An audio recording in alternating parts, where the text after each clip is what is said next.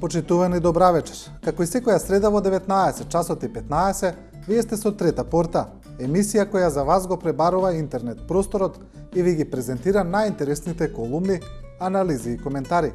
Во оваа емисија ќе се задржиме на неколку теми: почетокот на преговорите со Европската унија, со соседна Србија и положбата на Македонија. Ќе видиме дел од реакциите за продажбата на плац во центарот на Скопје за 70 денари квадрат, како и редовните политички случувања.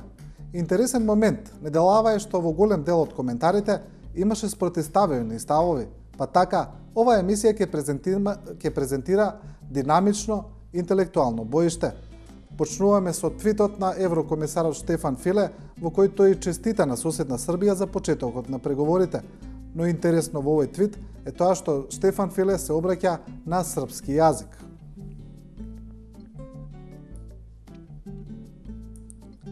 Еве го тука твитот на Филе, објавен во реално време во моментот кога е почнато и вели: Србија, историски ден на патот кон Европската унија.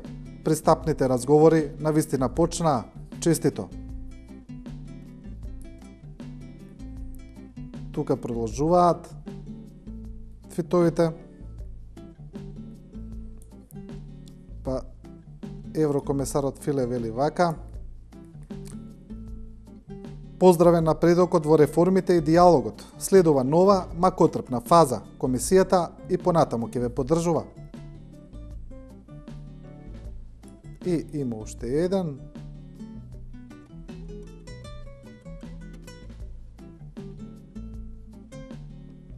Што вели: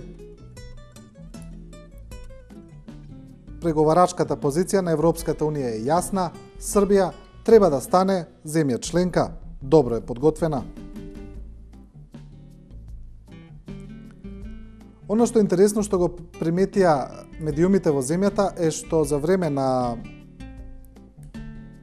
почнувањето на пристапните договори, на објавувањето дека ќе почнат пристапните договори со соседна Србија, до меѓу еврокомисарот Штефан Филе и српскиот премиер Ивица Дачик седеше грчкиот министер за надворешни работи Евангелос Венизелос. Тука Венизелос коментира нели за самиот настан, но на новинарско прашање одговара и за позицијата на Македонија. Па така, прашан дали Грција ќе продолжи да ја блокира земјава на патот кон Европската унија и НАТО, Венизелос вели вака: Грчкото председателство ќе ги имплементира заклучоците од декемврискиот состанок на Европскиот совет.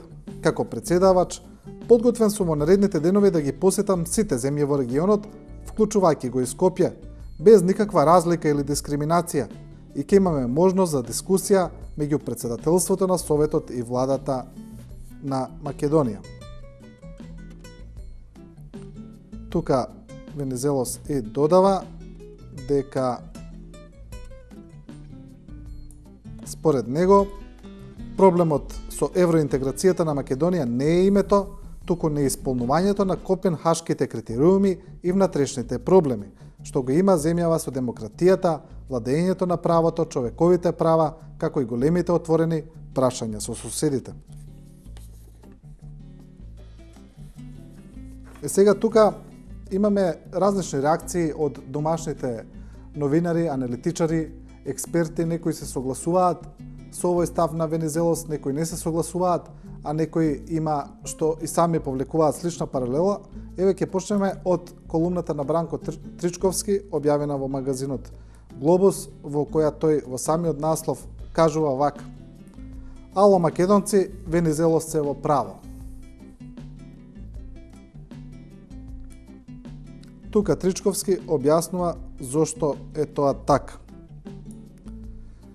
Вели кој е К од копенхашките критериуми, туку од критериумите на елементарната нормалност и пристојност исполнува оваа државичка, деформирана во апашанат кој функционира со помош на примитивни ритуали, какви што се скоковите по крстови во води со високи концентрации и севозможни зарази или преку претворање на масакрирани шуми во коледарски огнови и пепел.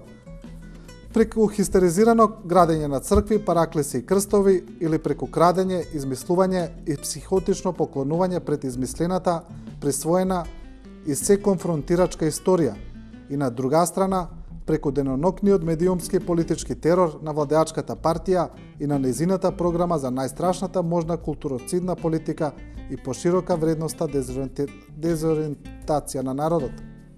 Какви критериуми исполнуваа пашанатот кој функционира како апартхеид, во кој сите кои не се членови или симпатизери на владеачката партија се строго дистанцирани од сите државни ресурси, вклучувајќи ги ресурсите на правото, правдата и социјално-професионалната реализација.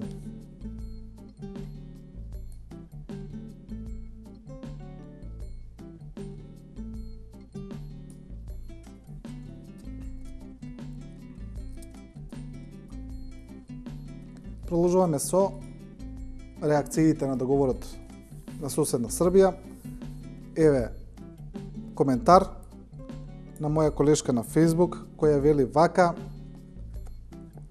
Србија до Брисела, кога политичарите носат историски одлуки и последиците се историски.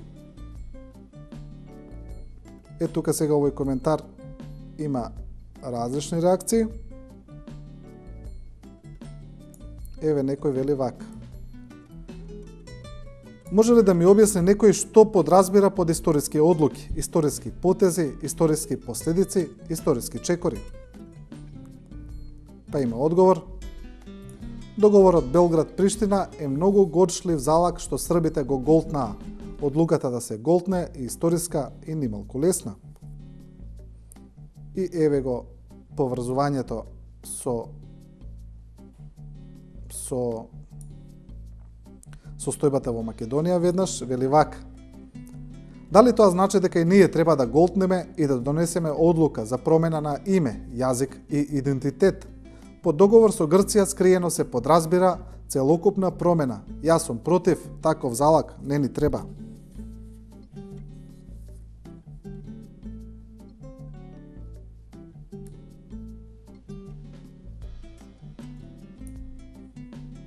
И продолжуваме со реакциите кои сега се надоврзуваат на ова. Евеа колумната на Слободанка Јовановска за Утрински, која вели едноумие околу името. Македонија длабоко заглавува во демонстрирање не култура кон соседството, кон споровите, кон политиката на договори или генерално кон политиката на барање решенија место развлекување на конфликтите. Тоа го покажа последната анкета за расположението на граѓани во однос на соседите и спорот за името со Грција, чии резултати се такви што за прв пат запалија црвен аларм на јавна сцена.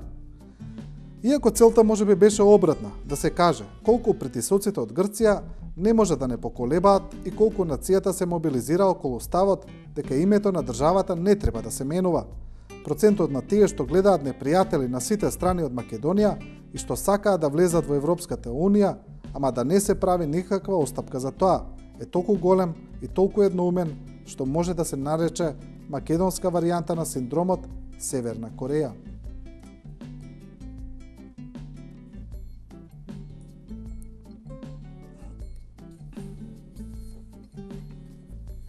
Продолжуваме со одговор на оваа колумна на поранешниот вице-премиер Ивица Боцевски, кој вели дека дел од напишаните аргументи тука не држат вода според него и аргументира зошто е тоа така. Па Боцевски, еве, ја презентира целата колумна кај него на неговиот Facebook профил и вели едноумие околу окото. Тука Боцевски карикира, вели дека на прашањето дали се согласувате да ви извадат по едно око, доколку тоа е услов за влез во ЕУ и НАТО, фрапантни 100% од граѓаните одговориле негативно.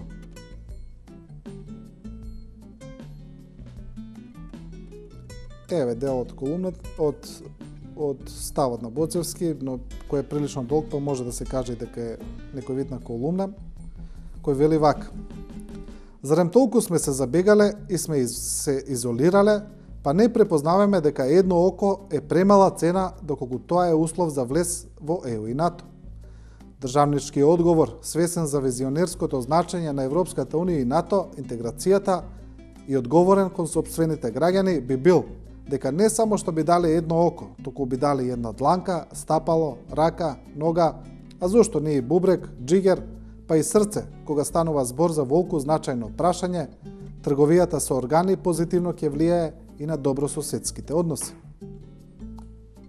Ова се разбира е ироничен став на Боцевски, значи да не разбират дека е буквален, во кој тој полемизира со ставовите на Слободанка Јовановска.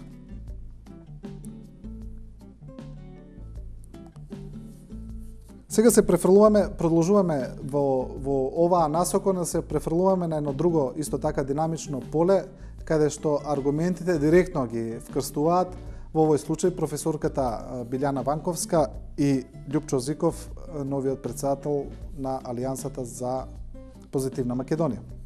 Па така, Љупчо Зиков објави една колумна во која го поздравува српскиот напредок и вели дека тој на некој начин покажува докаде е Македонија на својот пат во однос на евроинтегративниот процес.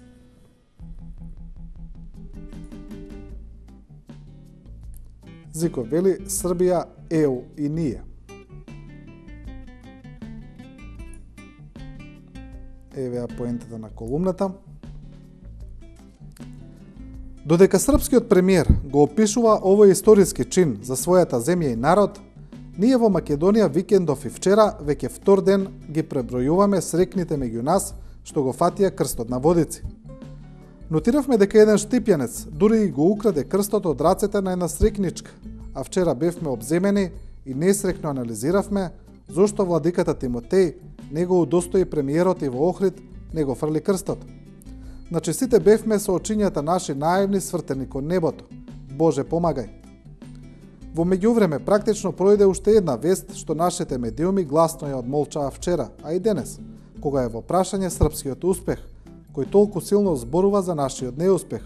Веста гласи дека Србија денеска ги почнува преговорите за полноправно членство во Европската Унија.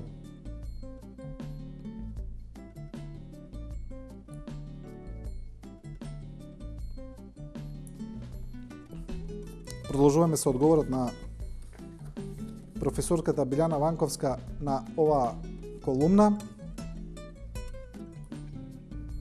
која вели вака. Го читаш текстов и онака те фаќа мака. Ти доаѓа да пресечеш вени што не сме Србија. Што не тужат за геноцид, што го немаме Тома Гробарот, бивши шешелјовци и Милошевикеви полетарци на чело на државата. Што го немаме Мали Книнџа кој ќе ја чисти Војводина, што го немаме ни Дража да го рехабилитираме, што не сме вршеле терор на 2 милиона луѓе во Косово, што немаме Сребреница, Vukovar, Мостар. А без себе дале да сме на нивно место. Дури нивното минато би ги превзеле на грб само да ни дадат датум. Нема врска што спорот со името идиотски и те деградира како битие, што никого не си масакрирал за да бидеш македонец, што никого не загрозуваш со тоа. Важно е да ја добиеш милоста на Брисел, кој повторно одлучува по политички критериуми, како и во случајот на Украина. Се прашувам, овие сериозно мислат вака да излезат на избори?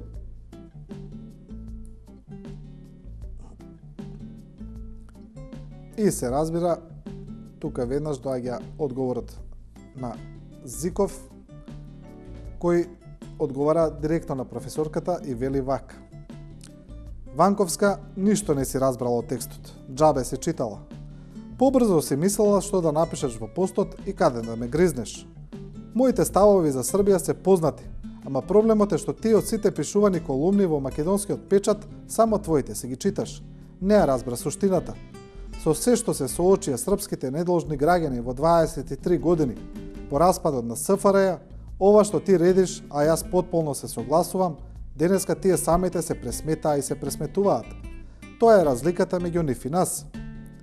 И во текстот никаде не реков дека Македонија треба името да го даде, иако ти менаџираш и им сервираш таков заклучок на пријателите. Најљубезно те молам, внимавај со овој вид сугестии кои наведуваат на погрешни и опасни заклучоци.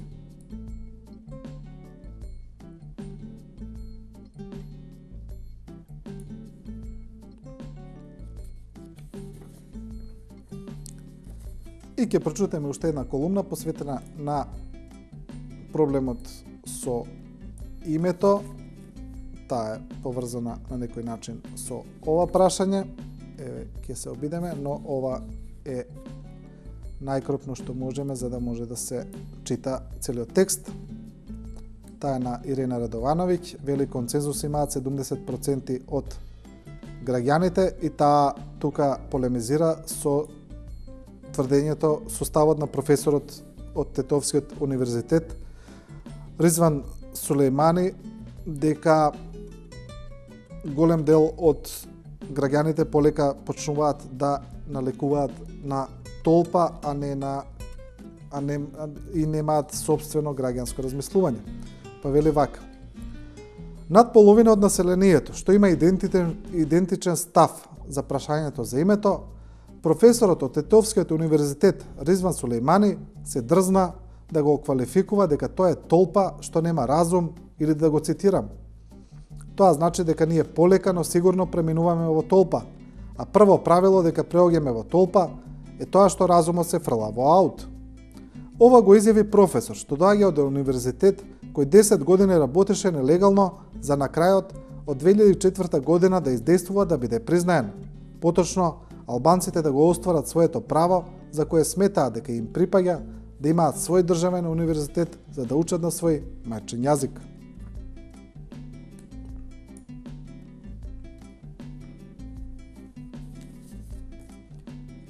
Ова беше во овој седна колумни. Продолжуваме сега со друга тема. Го третираме случајот со продажбата на државно земјиште во центарот на Скопје. Имено, како што е познато на јавноста, во центарот на Скопје, кај новата железничка станица, се продае плац државен за цена од 71 денар по квадратен метар. За ова имаше доста реакции на социјалните мрежи, имаше доста реакции од интелектуалци и целата приказна се поврзува со претходно објавените случаи на давање на државни тендери на компании и фирми кои според опозицијата се блиски до уредничката носител Ивона Талевска. Но и ве почнуваме вака. Ова е директна реакција на дел од социјалните мрежи за продажбата на земјиштето, а тие реакции секогаш на социјалните мрежи на некој начин се инвентивни, хумористични и се обидуваат да го представат ни за една смешна призма сето тоа што се случува. Па вака еден корисник на Facebook напишал: имаш 200 денари. Купуваш 3 квадрата во центар по цена од 71 денар. Туриш знак приватен паркинг, си се паркираш ко господин кога сакаш и колку сакаш. И профит.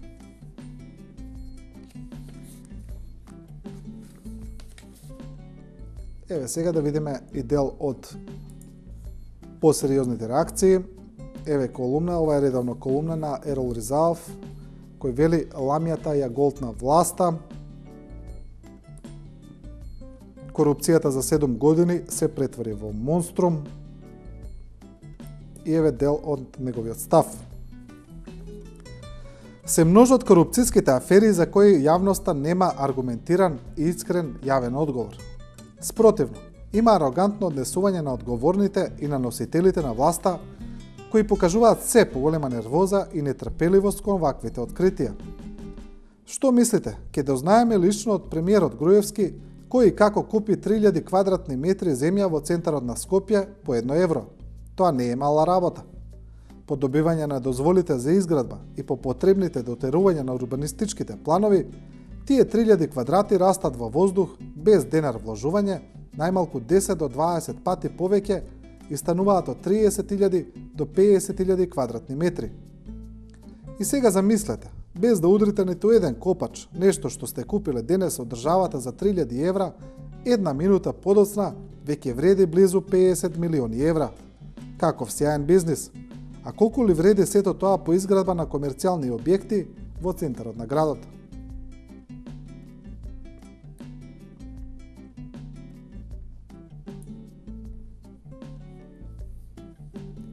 И еве колумна на новинарката Мирка Велиновска, која зборува за претходно објавената афера со тендерите на Министерството за здравство и вели за морал не може да расправаат параспори. Тука Велиновска вели дека сите тие што ја објавуваат темата, тие што ја пренесуваат, тие што зборуваат за неа немаат никакво морално право тоа да го прават. И вели, за да можеш да скандализираш од нечија постапка, прво мора да се видиш себе си, односно самиот да бидеш безпрекорен. А тука Велиновска вели дека и самата афера не била афера и не била достојна за објавување, според неа тука немало ништо спорно. Настанот е банален, односно широко експлоатиран и одомаќен, да не речам традиционален во однос на тоа како кај нас се води бизнис. Значи не е никаква вест. Уште помалку шокантна. Ако е шокантна, тоа значи дека власта, и според признание на опозицијата, се досега работела безпрекорно и етички доследно. Соодветно, опозицијата со својата шокираност признава дека за сите досегашни обвинувања во врска со случај на криминал всушност лажала и измислувала. Феноменот во случајот не е тоа што блискоста со една администрација традиционално се смета за предност, која може да се претвори во материјална добивка.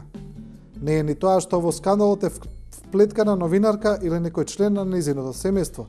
Не е ни известниот министер кој ги практикува светлите традиции. Туку што околу него морализираат, за случајот скандализираат истите оние што во зависност од актерите или го одмолчуваат или го разгласуваат.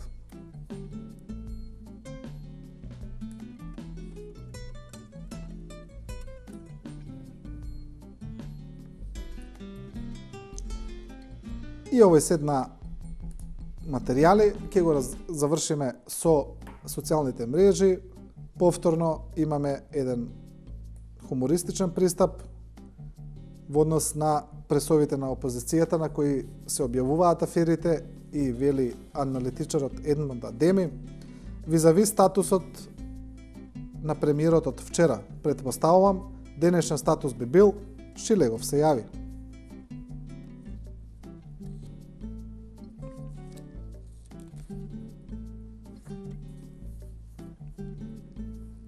Емисијата ја продолжуваме со сет на колумни кои се посветени на актуелни политички случувања, па така тука повторно имаме размислувања за претседателски кандидати, за предвремени избори, имаме некои ставови за работењето на владата и сега ќе почнеме со колумната на новинарка на Дневник, Лепа Георгиевска, која вели сакаат власт, а избори не сакаат, при тоа мислејќи на опозицијската СДСМ. СДСМ сега не размислува за предвремени избори, иако речиси 8 години се во опозиција. Нивниот фокус е усогласување на ставовите за партискиот кандидат за шеф на државата, а не за нов изборен процес за извршна власт. Партијата која има повеќе од 200.000 гласачи, одеднаш е изненадена од можноста за нови избори. 8 години во опозиција и повлекување во зајачка дупка, кога ќе дојде време за избори, не е својствено за сериозен политички субјект, како што СДСМ претендира да стане по изборот на новото раководство. Изминатиот период видливо е размрдување на Бихачка.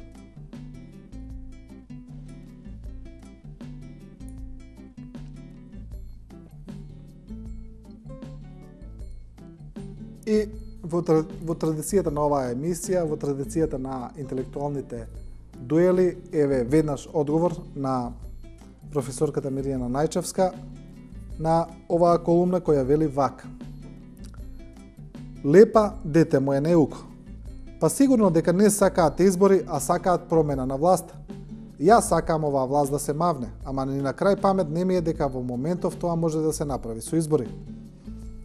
Во ситуација кога ВМРО ДПМН е потполно изедначен со сите три власти, законодавна, извршна и судска, кога не постојат апсолутно никакви контролни механизми на власта, кога власта е главен работодавец, кога не постои елементарно почитување на правото, и нема елементарна заштита од неправото, кога државните ресурси се користат без апсолутно никакво влијание на граѓаните, кога законите се само форма во која е спакувано неправото и кога стравот е второто лице на манипулацијата, не може да има избор.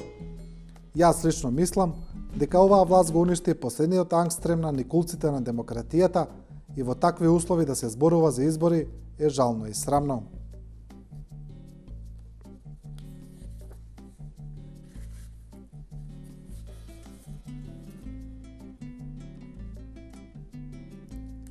Емисијата продолжуваме со колумна на Илија Димовски од ВМРО ДПМН, кој зборува за повеќе работи, но поентата му е дека опозицијата, т.е. СДСМ, им ја украла иднината на граѓаните преку приватизацијата и вели левичарите им ја украдоа иднината. Во овој дел на колумната на Димовски тој зборува за позитивните работи кои ги направила владата.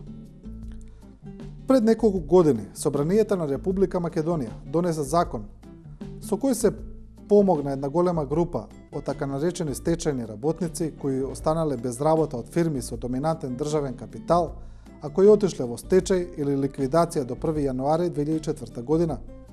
Со овој закон неколку илјади луѓе добија основен надомес од државата за да можат да продолжат со својот скромен живот. Но проблемот очигледно не беше целосно решен и надминат. Имам огромно задоволство како пратеник од Велес во следниот период повторно да дадам поддршка за закон со кој ќе се затвори ова мачна и тамна етапа од македонското секојдневие. Тука Димовски зборува за новиот предлог закон за стечајните работници кој е предложен од владата. И емисијата ќе ја завршиме со оваа последна колумна, таа е на новинарот и аналитичар Петри Сарачини, кој зборува пак за недостатокот на демократија и почитување на слободата.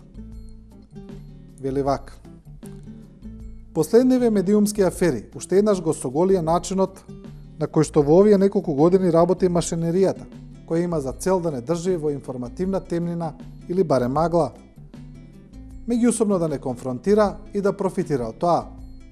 А драстичните парични казни за медиуми и новинари за клевета и навреда се секако уште една директна експликација за начинот на кој што институциите се справуваат со оние кои што ќе се дрзнат поотворено да ги критикуваат оние што се на власт. Субвенции и тендери за едните, затвори, судски процеси и казни од илјадници евра за другите. За жал, тоа се само последните од низата експликации видени низ годините, во кои се инсталираше оваа јавност, овој систем на вредности.